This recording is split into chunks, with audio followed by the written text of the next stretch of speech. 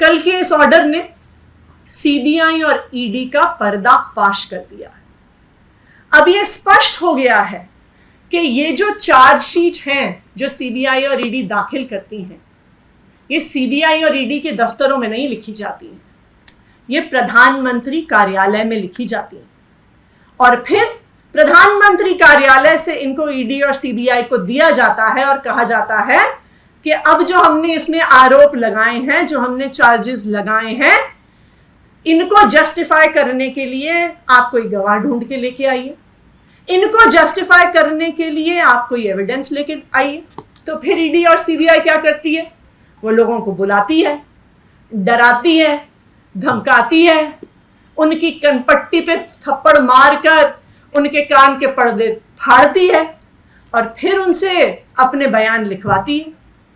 जैसा हमने देखा कि तीन लोगों ने, तीन विटनेसेस ने अपने बयान वापस लिए, जिसमें शामिल है समीर महेंद्रू, अरुण पिल्लई, चंदन रेड्डी, और सबने कहा कि हम पे दबाव बनाया गया।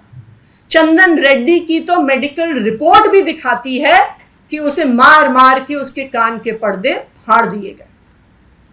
और सीबीआई और ईडी क्या करती है?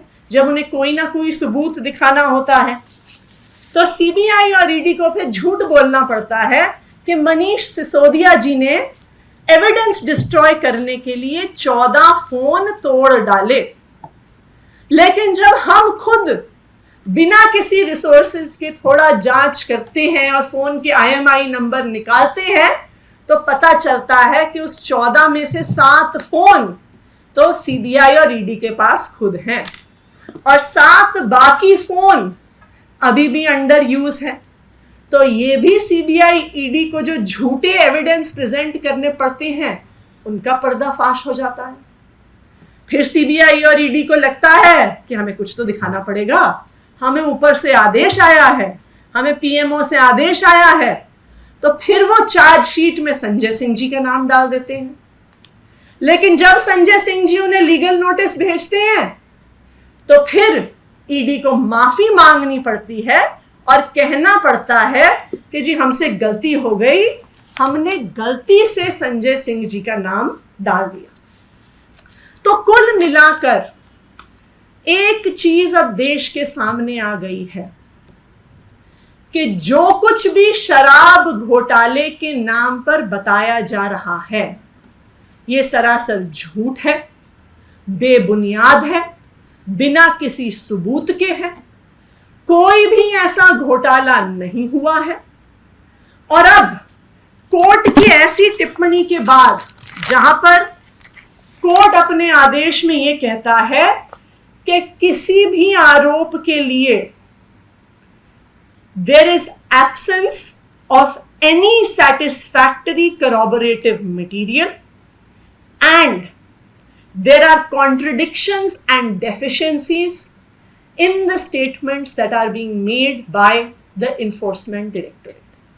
तो जब कोर्ट ईडी के बारे में ऐसा बयान देता है तो अब देश के प्रधानमंत्री नरेंद्र मोदी जी की और उनकी पार्टी भारतीय जनता पार्टी की ये जिम्मेदारी है कि वो सामने आए और देश से माफी मांगे कि वो पिछले 1 साल से पूरे देश को गुमराह कर रहे हैं, आम आदमी पार्टी को बदनाम कर रहे हैं, अरविंद केजरीवाल को बदनाम कर रहे हैं, मनीष सिसोदिया जी को बदनाम कर रहे हैं। जैसे ही घड़ी का काटा दोपहर 2:30 पे आए, बबीता जी का दिल सास बहू साजिश के लिए मचल जाए।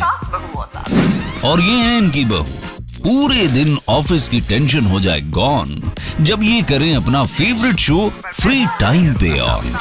इनकी तरह आप भी देखें अपना फेवरेट शो अपने टाइम पर और डाउनलोड कीजिए एबीपी लाइव ऐप अपने स्मार्ट टीवी पर।